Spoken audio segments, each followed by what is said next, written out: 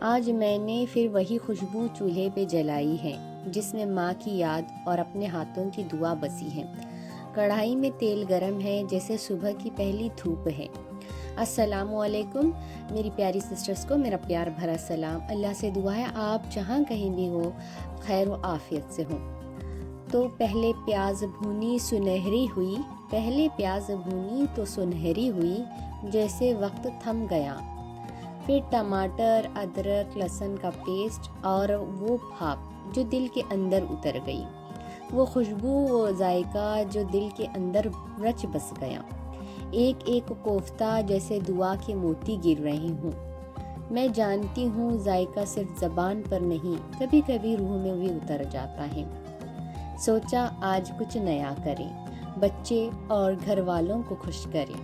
ان کی خوشیوں سے گھر مہکتا ہے، ان کی مسکراہٹوں سے گھر جگمگاتا ہے، جیسے زندگی کو مانو نیا موڑ مل گیا ہو۔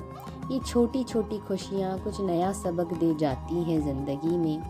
یوں ہی نہیں رسوئی کو کہا جاتا، گھر کی جان کہا جاتا۔ چکن کے کوفتے تیار ہوئے۔ گریوی نے جب رنگ بدلا تو لگا جیسے شام کے آسمان میں افق سی چھا گئی ہو۔ سورج نے آخری کرن لی ہو اور کہا بس میں چلا، اب تمہاری مصیبتیں ٹلی، اب آرام کا وقت ہوا۔ مصیبتیں دن بھر تو لگی ہی رہیں گی، آزمائشیں تو آتی جاتی رہیں گی، جیسے میں چلا گیا وہ بھی ایک دن چلے ہی جائیں گے۔ وقت یکساں نہیں ہوتا، کبھی دھوپ کبھی چھاؤں ہوتا ہے۔ کہتے ہیں زندگی بھی ایک جیسی نہیں ہوتی، آزمائشوں اور صبر کے بعد ایک سکون بھری راہ ہوتی ہے، ایک سکون بھری سانس ہوتی ہے، جس میں ہم شکر کا وہ لفظ کہتے ہیں، جس میں ہر درد بھول جاتے ہیں۔ بس زندگی بس یہی اسی کا نام ہے، کچھ گر کے سنبھلنا، گر کے سنبھل کر سنبھلنا، پھر یہی تو زندگی ہے۔ قدرت کا قانون میں کیا سکھاؤں، آپ سبھی تو اسی سے بخوبی آشنا ہیں۔ روز سورج کی کرنیں نکلتے دیکھتے، چاند کی روشنی جگمگاتے دیکھتے ہیں۔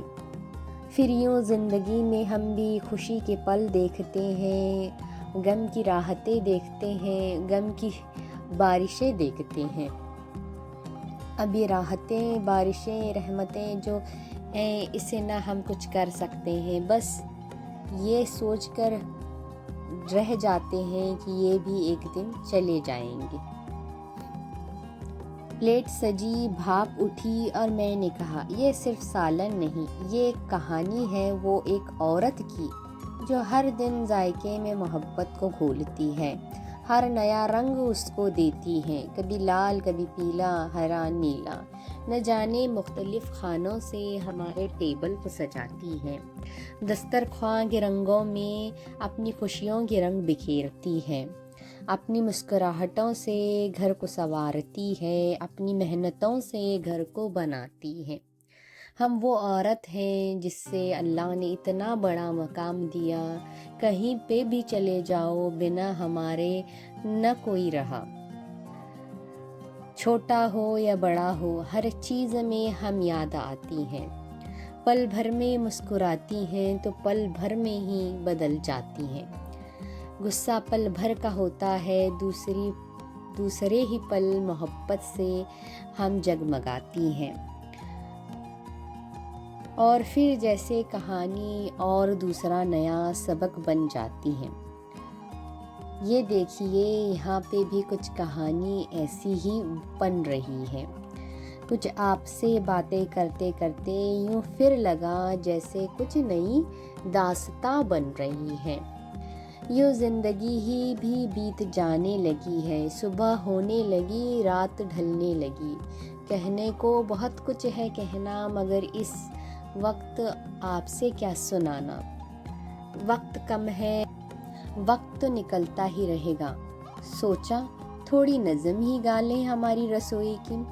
رسوئی میں جب ہلکی سی خوشبو تیرتی ہے تو لگتا ہے وقت بھی ٹھہر جاتا ہے۔